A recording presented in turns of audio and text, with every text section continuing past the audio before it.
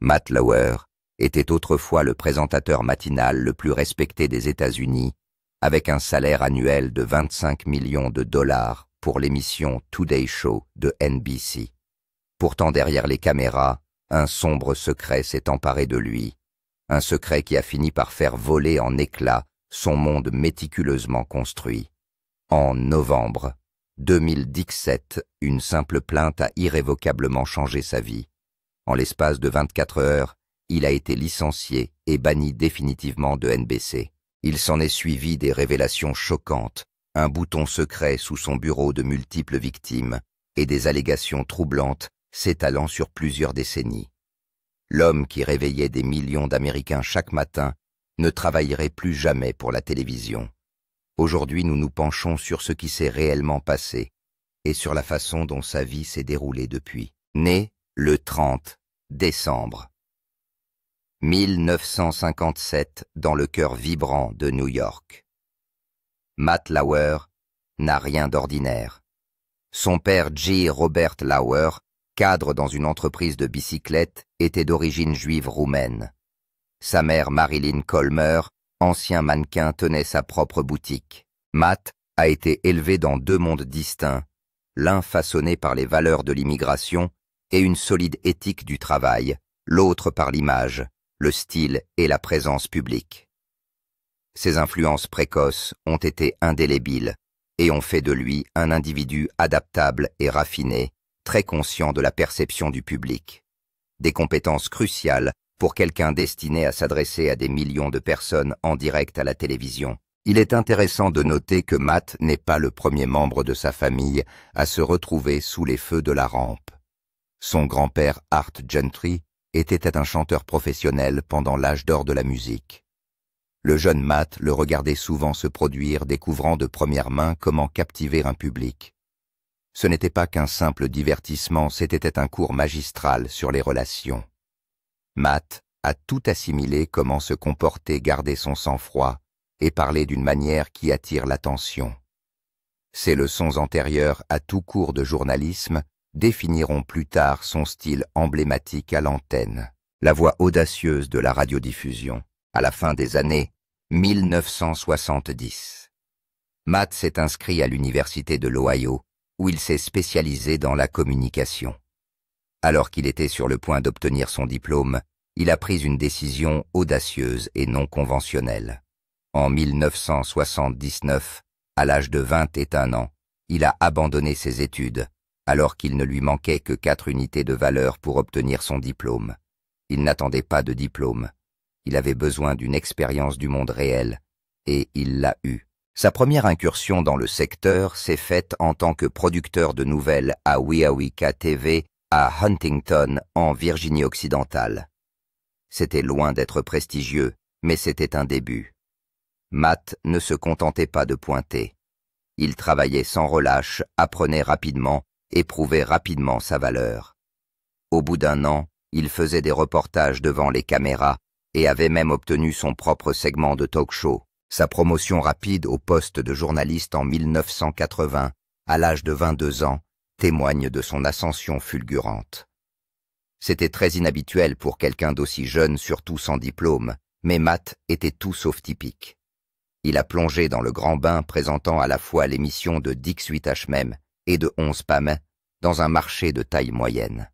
Il ne s'agissait pas d'un reportage, mais d'un journal télévisé en direct et sous haute pression.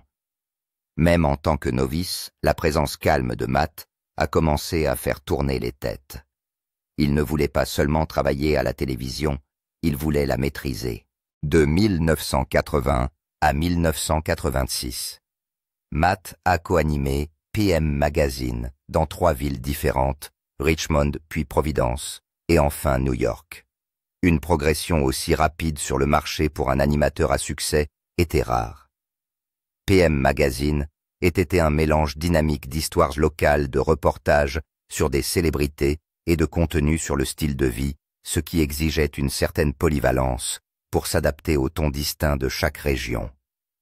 Matt a excellé affinant son approche pour chaque public et devenant de plus en plus raffiné à chaque fois.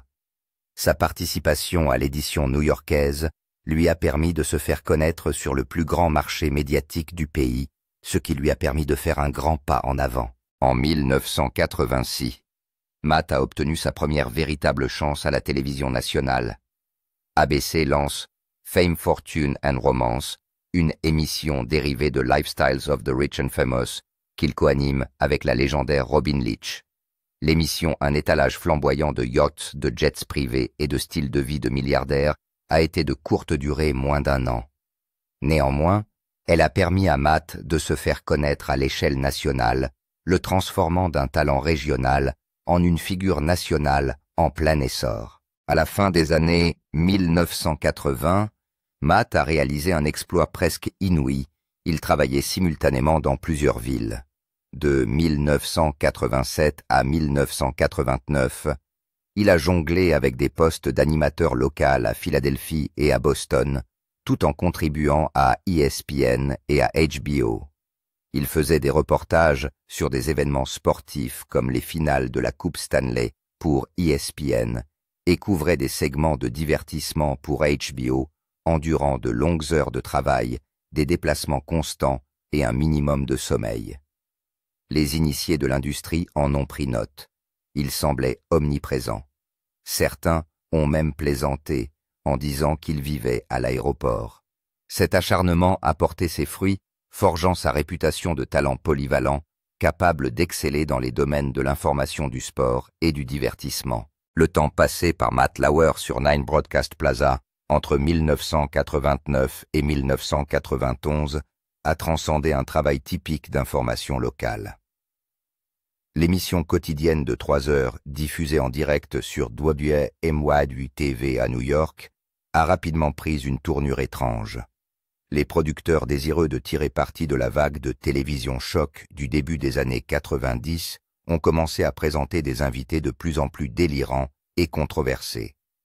Lauer n'a pas apprécié cette orientation, s'opposant fréquemment aux producteurs et refusant même de lire en direct des publicités pour un sponsor d'Yala Matresse, un acte de défi rare pour quelqu'un qui est encore en train de se faire un nom. Son mandat a pris fin abruptement lorsqu'il a démissionné des personnalités comme Weird Al Yankovic et Howard Stern, ayant brièvement repris les fonctions d'animateur. Cette même émission s'est ensuite transformée en The Richard Bay Show, tristement célèbre pour ses tests au détecteur de mensonges et ses concours de Miss Grossfesses, et a complètement déraillé. Heureusement, Lauer était déjà parti. En 1992, Lauer n'avait presque plus d'argent, n'avait pas d'emploi régulier à la télévision et était sur le point de ne pas payer son loyer. C'est alors que la chaîne WNBC TV lui offre une bouée de sauvetage. Il a été engagé pour co-présenter Today in New York avec Jane Hansen. Bien qu'il s'agisse d'une émission matinale, cela a suffi à le remettre sur pied. 1 an plus tard, il est promu co-présentateur de Live at 5, l'une des principales émissions du soir de la chaîne. Pendant un certain temps, il a travaillé sur les 2 émissions, apparaissant parfois dans 3 programmes différents de NBC au cours d'une même journée. Ces heures épuisantes ont donné des résultats significatifs. Il a acquis la réputation d'être fluide, fiable et étonnamment chaleureux pour un présentateur de journaux télévisés.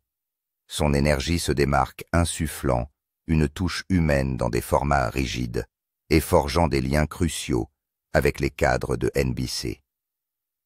Ces années de formation à WNBC ont contribué à le faire remarquer au niveau national. L'ascension vers la notoriété nationale est une étape personnelle importante. Entre 1992 et 1997, Lauer est devenu l'interlocuteur privilégié de NBC. Il remplaçait Weekend Today, NBC News at Sunrise et même NBC Nightly News lorsque Tom Brokaw était absent. Son emploi du temps était très chargé, la météo à l'aube, les informations de la mi-journée à l'heure du déjeuner et les informations de premier plan le soir. Quoi qu'il en soit, il a toujours été à la hauteur et bien à la hauteur. Au sein de NBC, son nom est devenu synonyme de fiabilité. Sa capacité à s'adapter à n'importe quel rôle sans broncher était remarquable. Il n'était pas tape à l'œil, mais il était polyvalent et cohérent. Ces années lui ont permis de cultiver une profonde confiance avec les cadres supérieurs. Confiance qui a abouti à un tournant en janvier 1994. Il a été nommé présentateur à plein temps de l'émission Today Show. À partir de ce moment, son ascension a été rapide et inébranlable. Malgré sa célébrité naissante, il reste un objectif personnel inachevé, l'obtention d'un diplôme universitaire. Il avait quitté l'université de l'Ohio presque 20 ans plus tôt, alors qu'il lui manquait 4 unités de valeur. En 1997, à l'âge de 39 ans, il est enfin revenu. Le président de l'université l'a non seulement invité à obtenir son diplôme, mais aussi à prononcer le discours de remise des diplômes. Au lieu de suivre les cours traditionnels, Lauer a présenté un document détaillant le lien entre sa carrière à la télévision et ses études. Cet été-là, il a traversé la scène avec la promotion de 1997, près de 20 ans après ses pairs.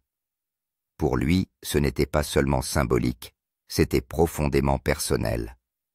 Il a fait remarquer plus tard que ce moment lui procurait plus de fierté que nombre de ses réalisations professionnelles. 2 ans plus tard, en 1999, l'Association des anciens élèves de l'Université de l'Ohio lui a décerné la médaille du mérite en reconnaissance de son travail et de l'inspiration qu'il a apportée à d'autres retardataires. Le parcours officiel de Matt Lauer au sein de NBC a commencé le 13 juin 1994 lorsqu'il est devenu présentateur du Today Show. À l'époque, l'émission était en difficulté, perdant des téléspectateurs au profit de Good Morning America. NBC avait désespérément besoin d'un changement et la présence de Lauer a été déterminante. Contrairement à de nombreux présentateurs rigides, il dégageait une chaleur qui donnait aux téléspectateurs l'impression qu'il faisait partie de leur salon. En l'espace de 3 ans, il a contribué à inverser la tendance, attirant à nouveau les téléspectateurs. Il mêle habilement l'actualité et les interviews de célébrités d'une manière qui paraissait fraîche et authentique. NBC l'a rapidement remarqué et lui a demandé de remplacer des personnalités comme Bryant Gumbel et Tom Brokaw, un niveau de confiance rarement accordé à quelqu'un d'aussi nouveau.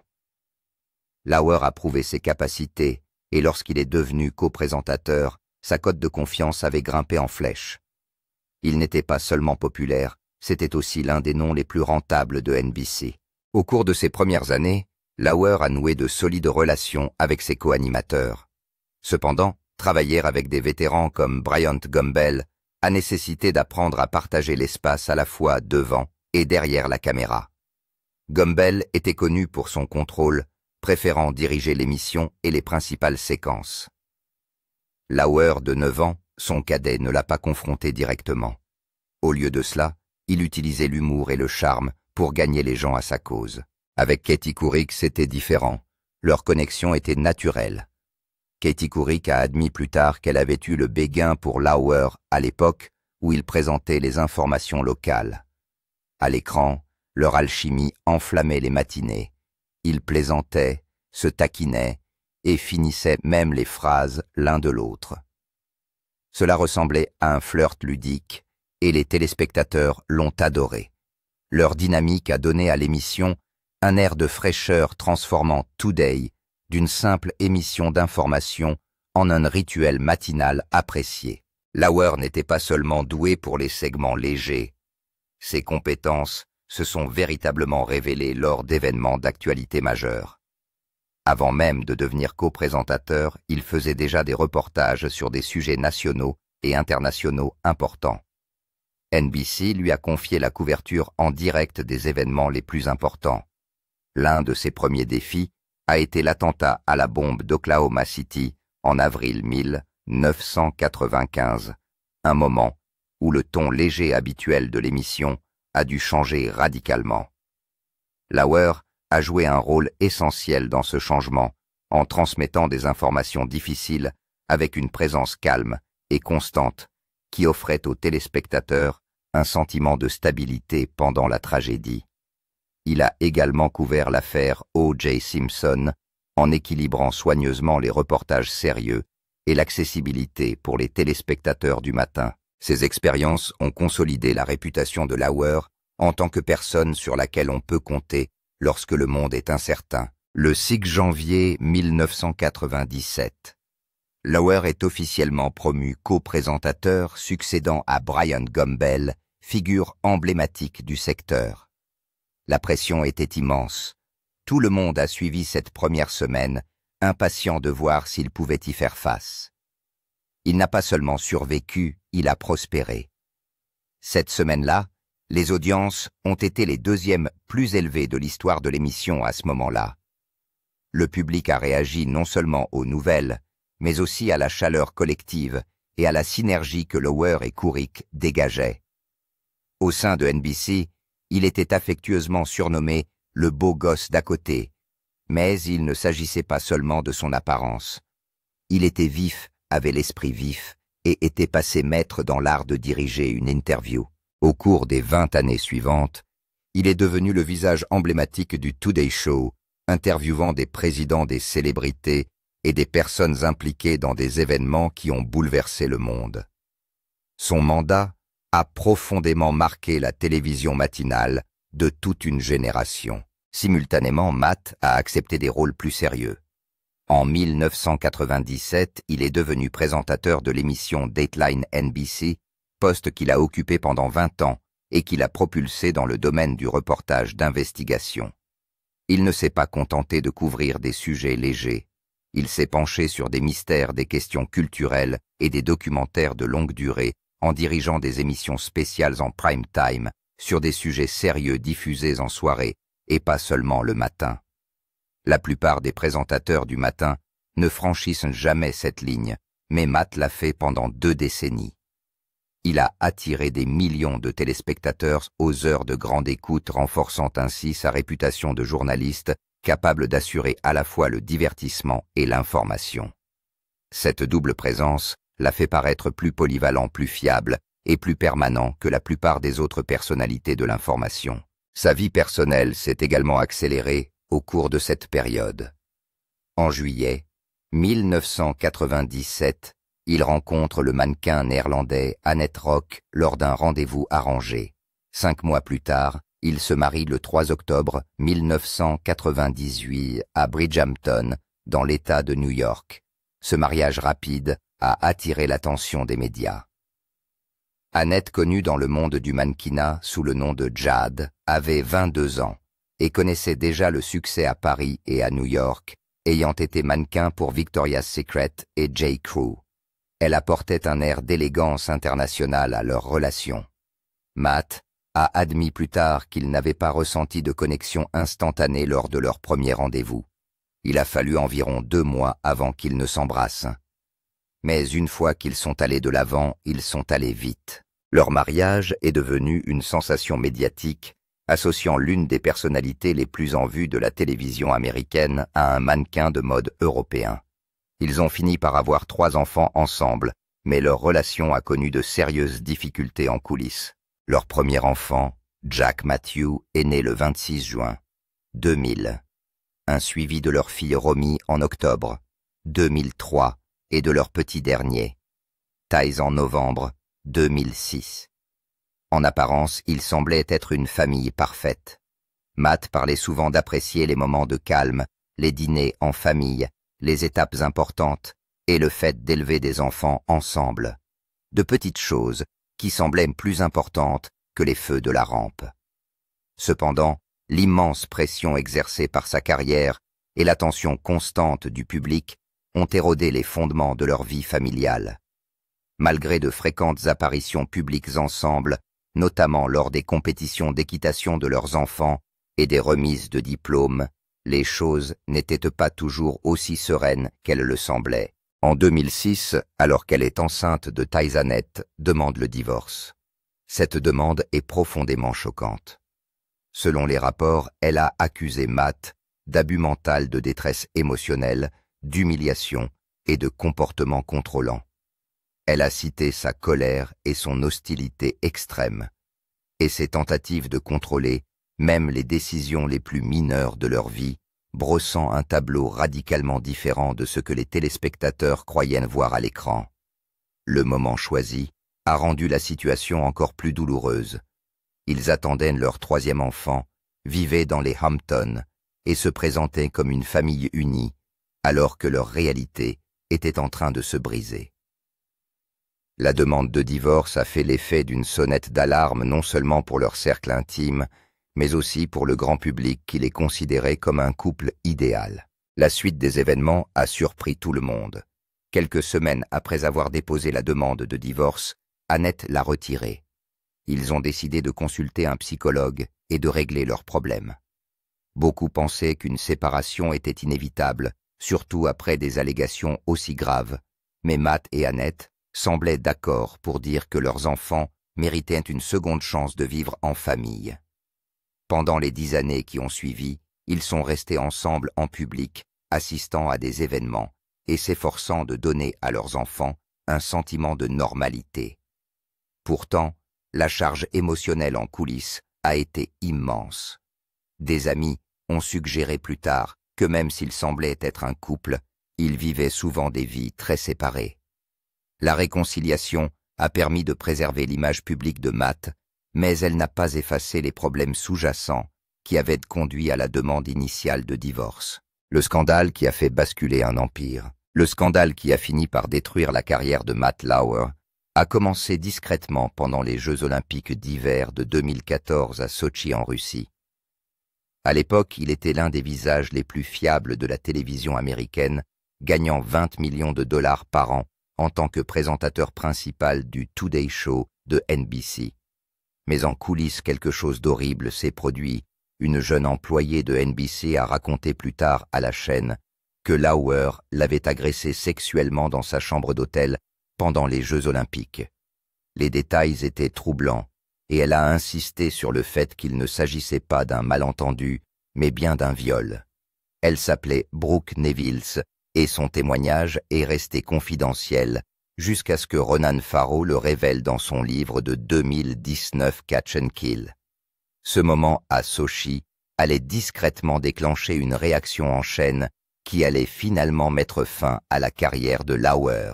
Après avoir reçu la plainte, NBC a immédiatement lancé une enquête interne. Le 29 novembre 2017, moins de 24 heures après le reportage, NBC a licencié Lauer. La vitesse a stupéfié tout le monde. Ses co-animatrices Savannah Guthrie et Hoda Kotb ont appris la nouvelle quelques minutes seulement avant de devoir l'annoncer en direct à l'antenne. Elles sont apparues visiblement choquées et émues en partageant la nouvelle avec des millions de téléspectateurs. Après 20 ans dans l'émission, le départ de Lauer s'est produit en quelques heures seulement, mais ce qui a suivi a été encore plus intense. Dans les 24 heures qui ont suivi, au moins 3 autres femmes se sont manifestées pour raconter leur propre histoire de harcèlement. Leurs récits n'étaient pas isolés. Ils révélaient un schéma de comportement clair qui persistait depuis des années. Certaines femmes ont affirmé qu'elles avaient déjà tenté de le dénoncer, mais qu'elles avaient été ignorées. Beaucoup n'osaient pas s'exprimer en raison de l'immense pouvoir de Lauer au sein de la chaîne. Au fur et à mesure que les témoignages s'accumulaient, il est devenu évident qu'il ne s'agissait pas seulement d'un homme, mais d'une culture d'entreprise qui avait permis de tels agissements. Puis vinrent les révélations les plus troublantes. Variety a publié un rapport après avoir parlé à des dizaines d'employés actuels et anciens de NBC. Ils ont révélé que Lauer disposait d'un bouton secret sous son bureau qui lui permettait de verrouiller la porte de son bureau de l'intérieur. Alors que NBC prétendait qu'il s'agissait d'un dispositif de sécurité standard, plusieurs femmes ont déclaré qu'il l'utilisait pour les piéger.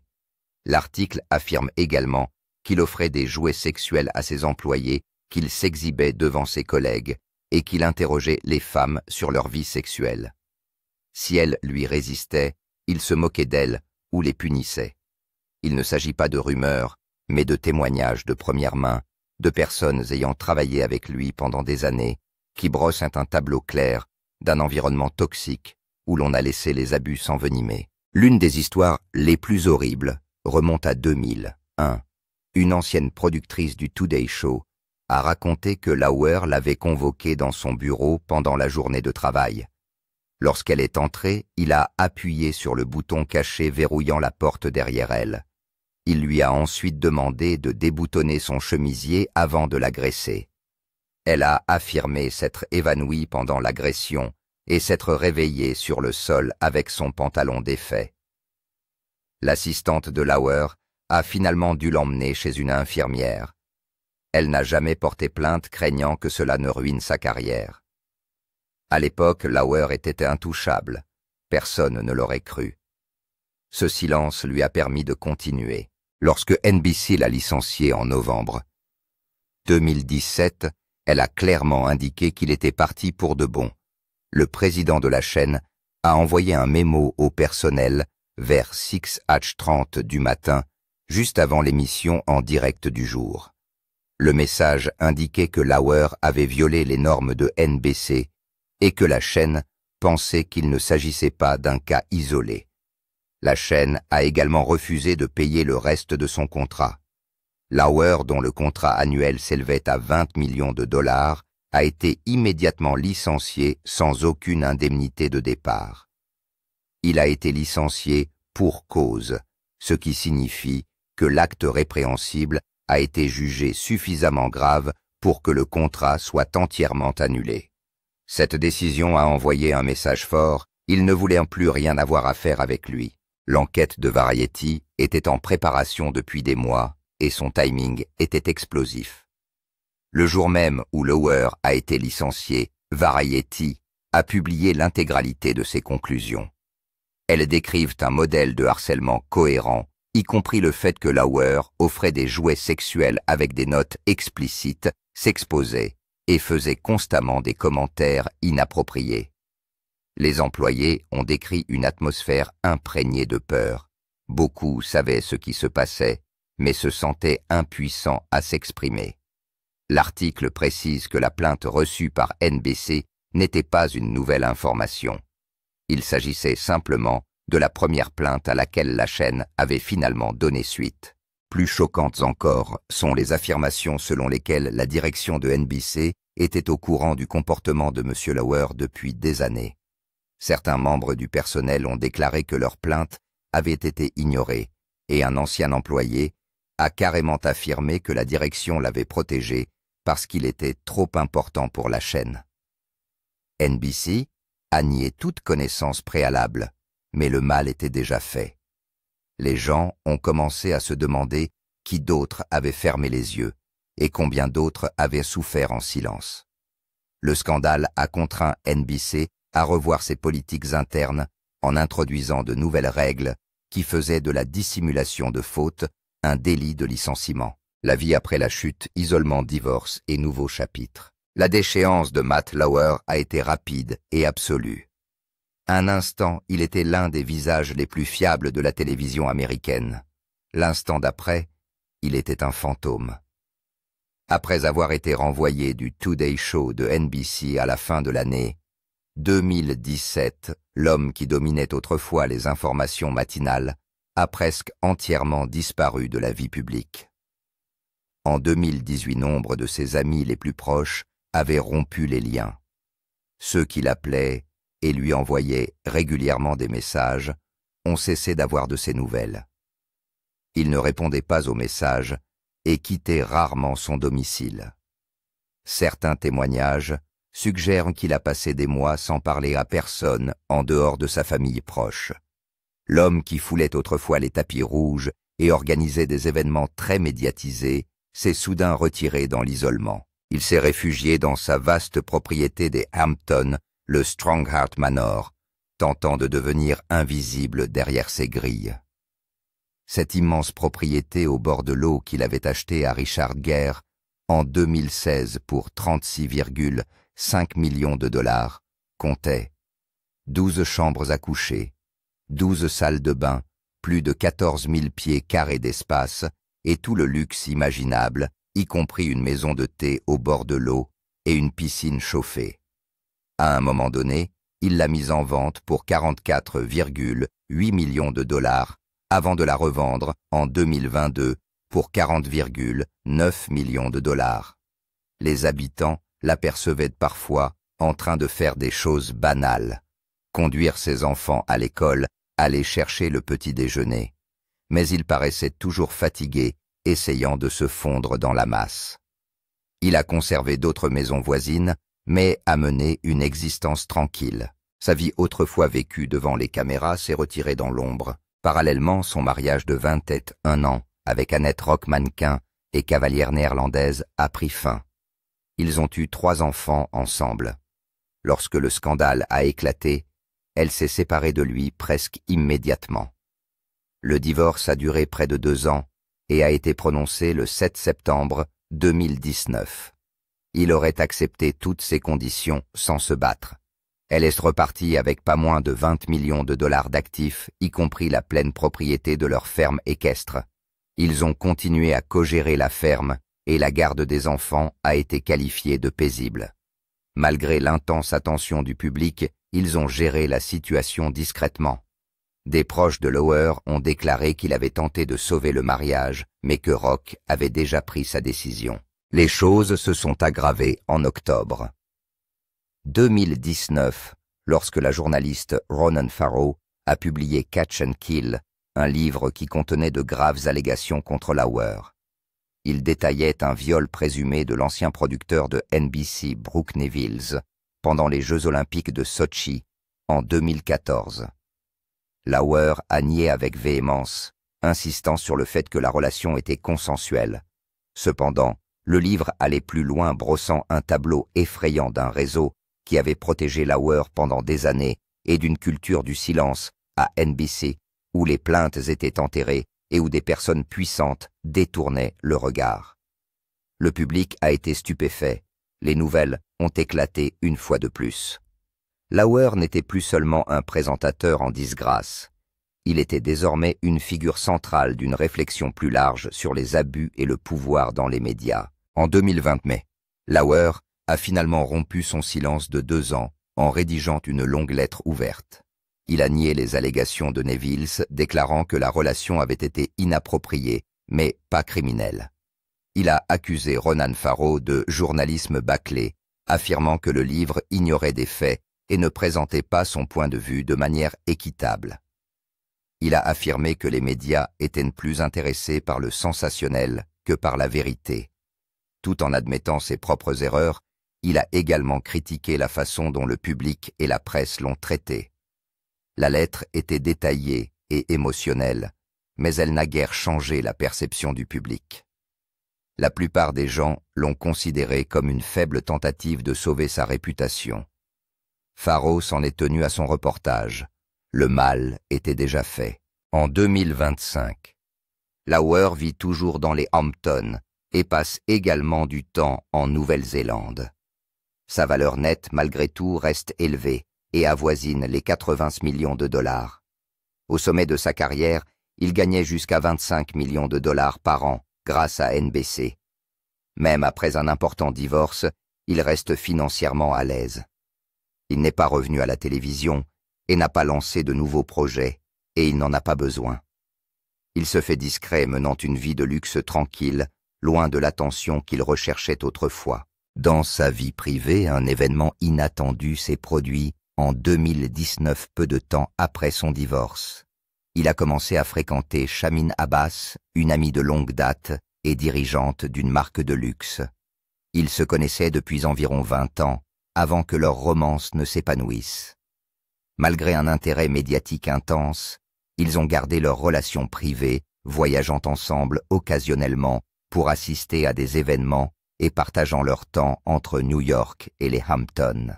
Des amis décrivent Abbas comme un grand soutien, et leur relation dure maintenant depuis plus de 5 ans.